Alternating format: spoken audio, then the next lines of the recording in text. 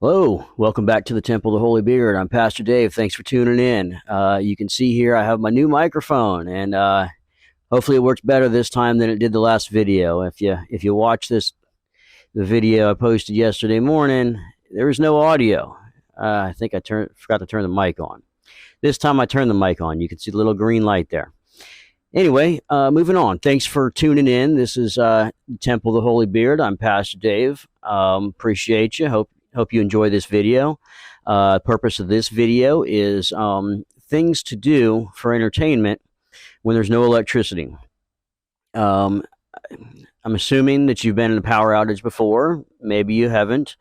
Maybe you've been in a short term where it's a couple minutes or an hour or something like that. Maybe you've been in longer term where it's lasted multiple hours or days or longer. If you've been in these longer power outages, you know what happens. It doesn't take very long for people to start getting stir crazy, especially if you've got young kids nowadays who are addicted to the electronics or the TV or what have you. They're used to having something there to entertain them. Unfortunately, that's a problem we have right now in the world is the younger generations used to being entertained by something else rather than finding something to do for themselves. And with that, they're losing their creativity, they're losing their imagination, and they're becoming essentially mindless zombies. So we don't want that to happen. Sometimes power outages are a good thing because it forces you to put those electronics down. And I suggest that everybody take a periodic break. If you're on the electronics a lot, and I'll admit I'm on fairly often, put it down every so often and do something else instead.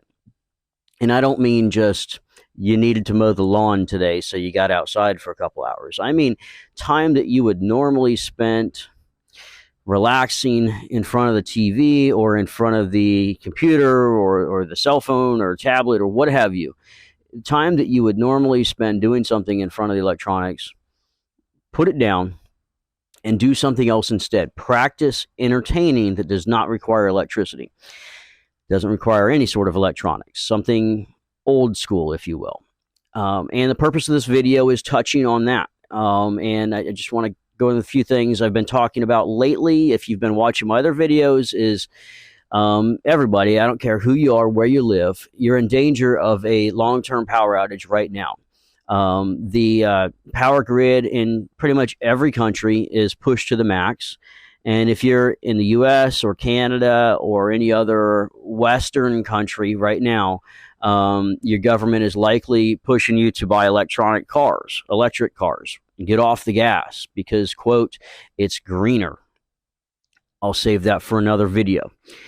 But the problem is, and the moral of my story is that society is very dependent on electricity, and we're expecting more and more from our power grid, whether it's just houses going up. I mean, houses have been going up like crazy for years.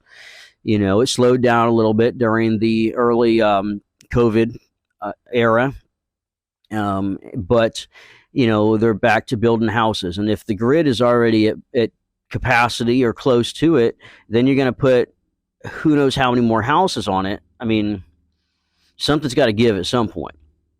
Add to that, if you watch my video about electrical issues yesterday, a couple days ago, California, for example, is trying to get everybody off of gas-powered vehicles by, I believe it's 2035.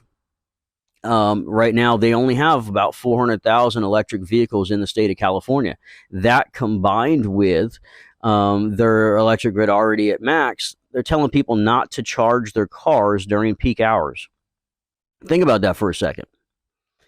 If your car runs on electricity and only electricity, and now there's no electricity available and you're being told not to charge it, how are you going to get around?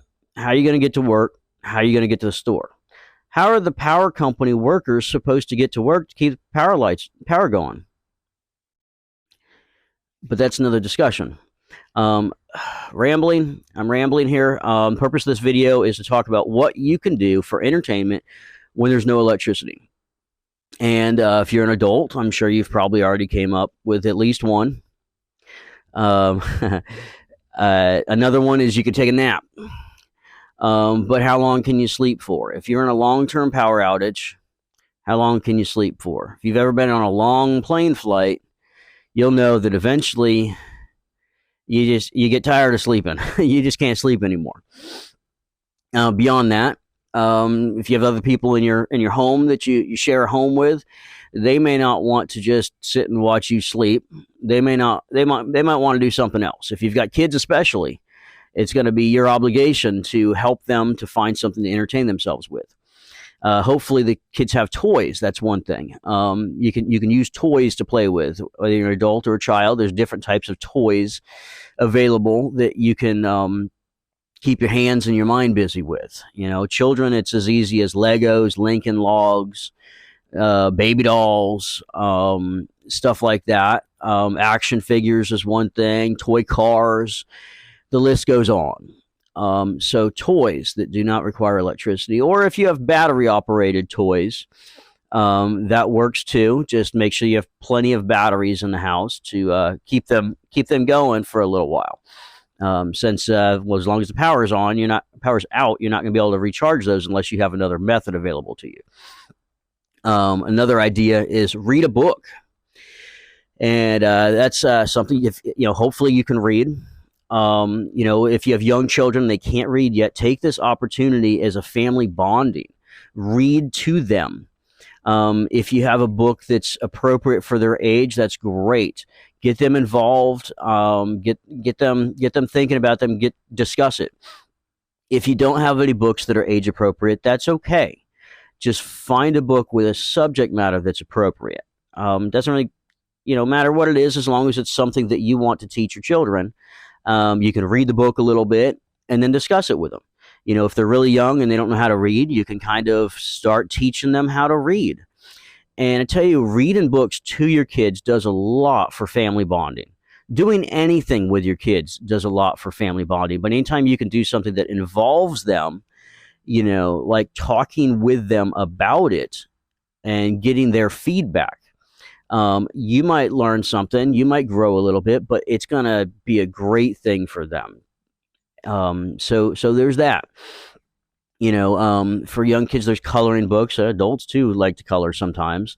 There's picture books, there's puzzle books. You can do word searches. You can do all kinds of different puzzles. And so it's a good idea right now, while things are still available, to just take some time when you're in the store. Look for a secondhand store if you want to save some money, or buy used online. You can buy books often for half off or less than that. It's not unheard of to be able to find books for $1 or 50 cents, even in this day and age. It's still out there. Like I said, if you watch the thrift stores, secondhand stores, whatnot, you can usually find good, standard titles for a lot less money. And let's be honest, once you read it once or twice, it's going to look like that anyway. Usually they're in pretty good shape. Most of those places don't sell you something that's torn up.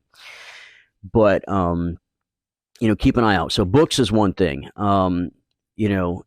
It can go a long way. And don't just have one book, have multiple. Even if you have children, they might want some variety. There's no telling how long that power outage is going to last. If you've got rolling blackouts like California has had a few times, the power might be out for 30 minutes, or it might be out for a couple hours, or all day. If there's a bigger thing like a storm that comes through, it can knock out power for a long period of time too. And then hopefully it doesn't happen, but there's concerns of a major solar flare hitting the power grid and frying it. That would be months or years without electricity. So that's something to think about. Think about the short term first, of course. Make sure you have something to keep you busy for at least a couple hours, and then extend that for applying variety for days, weeks, months.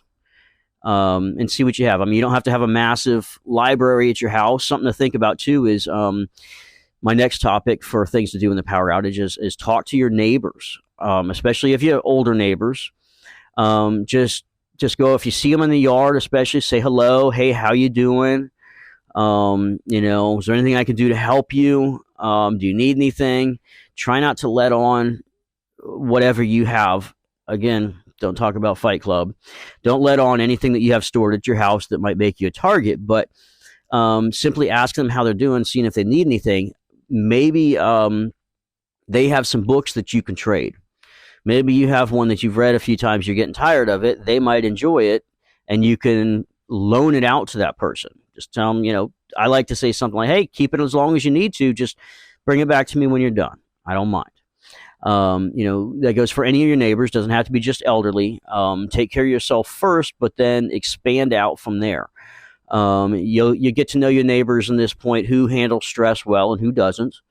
Usually the older generations have been through this before, and it doesn't bother them as badly. The youngers tend to stress a little bit more, but you just never know. It's a personality thing. But take a moment, just take a walk around if you can. If you're in a neighborhood, maybe take the dog for a walk, take the kids for a walk, whatever. Take yourself for a walk.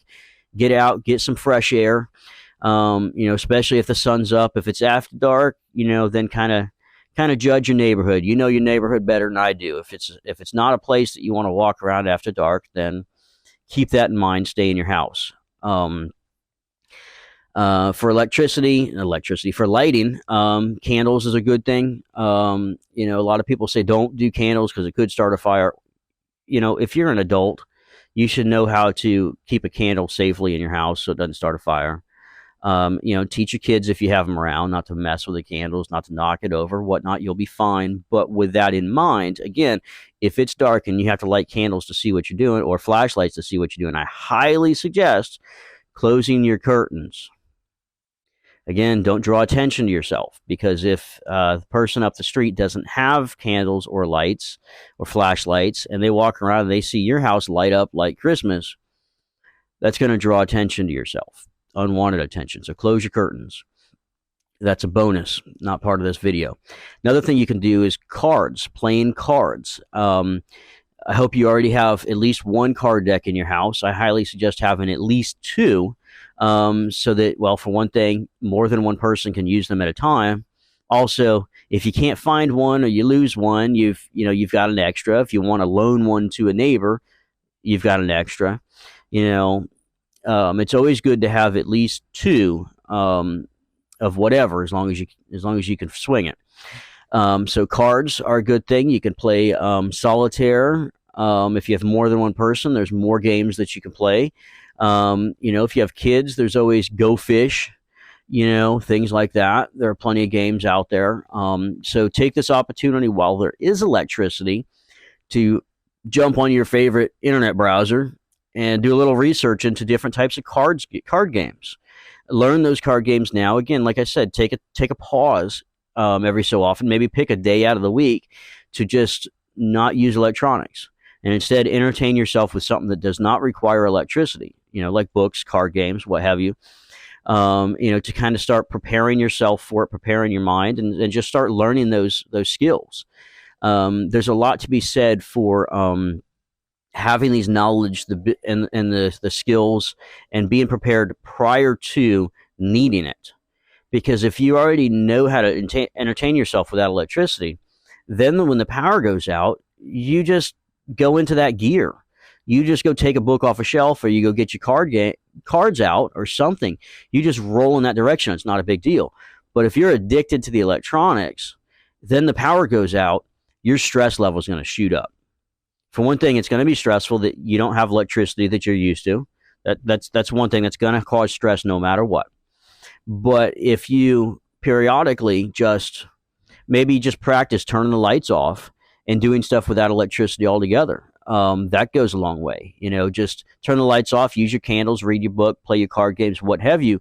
Play with your toys, whatever you want to do, as long as it doesn't take electricity. Some people like to do it once a week. Some people like to do it once a month, a couple times a month. Some religions actually push no electricity, once a week, a certain day of the week with zero electricity, what have you. So at this point, I say choose for yourself, do what feels right for you, and go from there. However, as we evolve, we may press a little bit further for that. Like I said, there's some things that we highly push. There's some things that I'm getting getting visions. I'm getting direction that we should really be doing this, and that's the things that I'm trying to teach you in these videos is learn how to live comfortably without electricity. Another thing is board games. Board games are always good. I hope you have some in your house. If you don't, that's okay. Like I said, find a garage sale, yard sale, thrift store, something like that, and browse through it and see what they have. Now, unfortunately, sometimes in those cases, it might be missing a piece. So open it up and look to see what's there. A lot of yard sales, garage sales, those are people's own. They had it. They cared about it. They took care of it. They might actually mark it if it's missing a piece, but most often it will all be there because they cherish that. It was something special to them. Now they're trying to give it a good home. So by you buying it and bringing it to them, bringing it home, you're giving it a second life. And like I said, take the time to pull it out of the package and go through it, play the game, learn how to play the game, involve your family, involve your children, your partner, what have you, get everybody involved. For one thing, it'll tell you now if you're missing any pieces, and you can maybe jump online and buy a new one, or hey, make a piece yourself to replace it with. Carve something or use something else instead. There's a lot that you could do. Even say Monopoly, for example, it has a lot of different pieces that you have to move around the board. If you're missing pieces, you could just make something to use instead. A bottle cap, for example, instead of the shoe or something like that. There's different things that you can do to change it up. That don't even cost money. Look at what you have around the house, and especially find something that's roughly the same size, so it's not massively taking up space on the board. But there's that.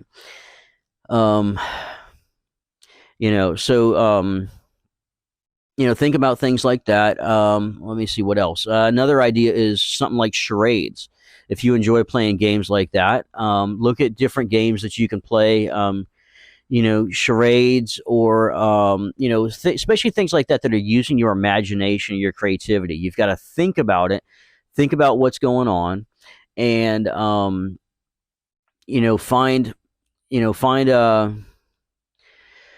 work your way through it. Especially if you can involve the children, something like that. You can get it at their level.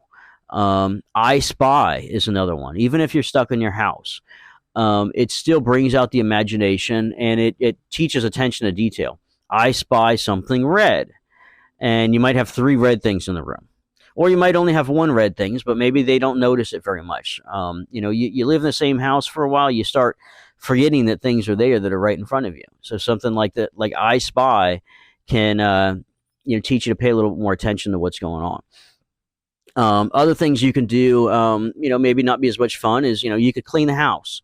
Even though you can't run the vacuum unless your vacuum happens to be battery powered and it's charged, you can use the broom, you can dust, you can you can wipe things down, you can clean the microwave. Everybody loves cleaning the microwave. Try to avoid things that take water, because if your power's out, likely you don't have water, you won't have much water, so you're going to want to conserve what's in the pipe. If you go turn your faucet on, it's not going to last very long. So try to do things that don't take water or electricity, because they kind of go hand in hand. What else? Okay, so those are a few topics that are coming to mind to me right now. I'm sure that there's a ton more. Go outside, do some yard work if the sun's up. That's one. So I want your feedback in the comments. Let me know what you think. Let me know if something that I said is a big one that your family likes, that you do. That's great. I want your feedback. If you have an idea of something that I haven't mentioned that you think should be shared, put it in the comments. Help me to teach us. Let's spread the knowledge. Let's get everybody involved. Share your knowledge, with me and with the other members of the temple and anybody else who wants to watch this video. This video is not restricted to temple members. It's open for anybody. If you like these videos and you want to, join the temple a little bit more, said there's the website, the templeoftheholybeard.org. I put the link in the description, as well as the Facebook page, Temple of the Holy Beard with Pastor Dave. is the Facebook group. Sorry, you can join the group. You can leave a comment in the description if you want to speak with me personally. We'll work that out. Same goes for the Facebook group. I watch that really closely. You can jump on there and post something, and we can chat through Facebook.